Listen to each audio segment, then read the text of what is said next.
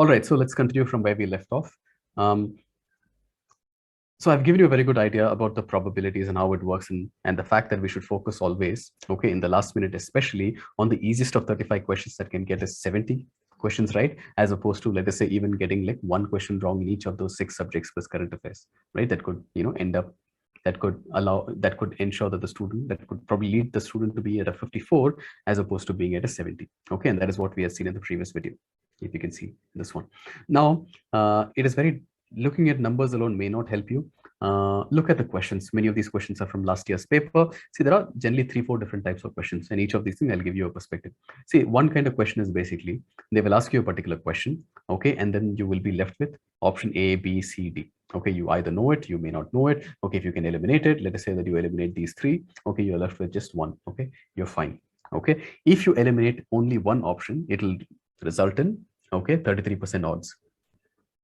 Okay, 33% odds. But at the same time, even here, let us say you know only one option. Okay, you're able to eliminate only one option.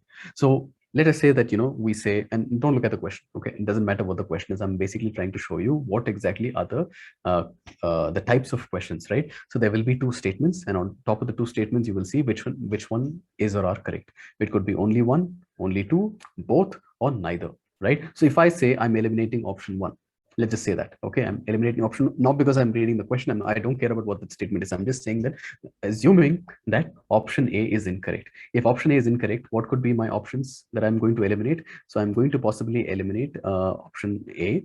Okay, let's say I'm going to go ahead and make this red, and at the same time, it cannot be this particular option either, right? So this, so you're left with a chance of 50-50. In this particular question, if you eliminate one option, you're going to be left with odds of 33%. Okay, whereas here, you would understand that even if you eliminate one statement here, you're going to result in a much better odds of getting 50-50.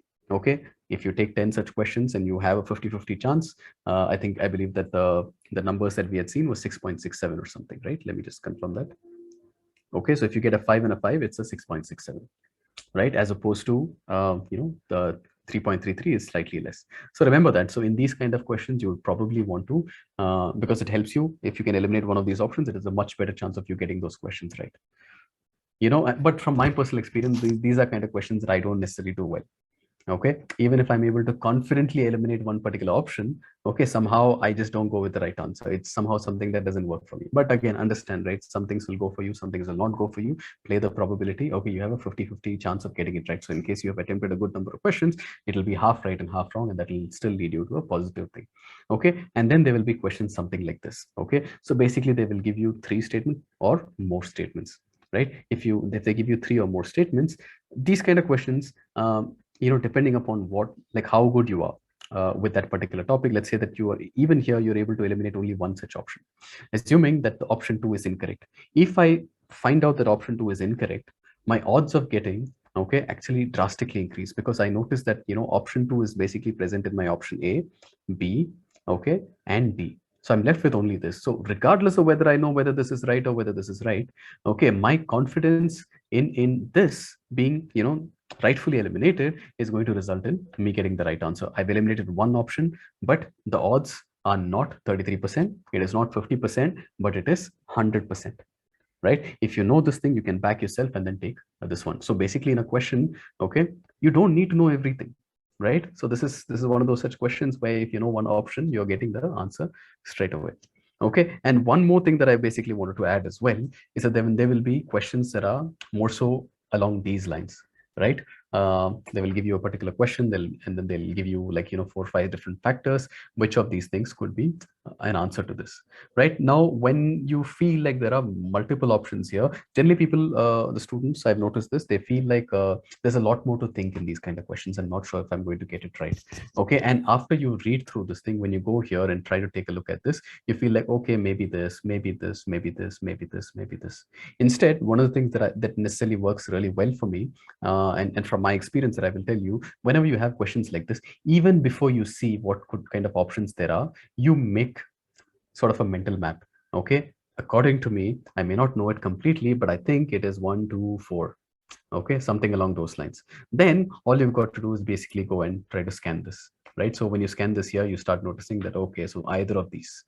But once you go back from here and And then you start looking at these statements. Okay, these options have already colored your judgment. It will influence you when you take a call, right? You're basically trying to look at all of these things in combination. So instead, and there's something that we do in reading comprehension, right? In reading comprehension, before you read through the question and look at so for instance, let us say, I'll give you a very good analogy for this.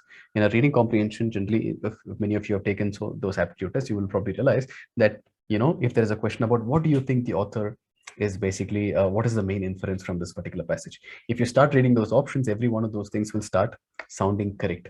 But instead, what you should probably do is that you try to think what is that inference.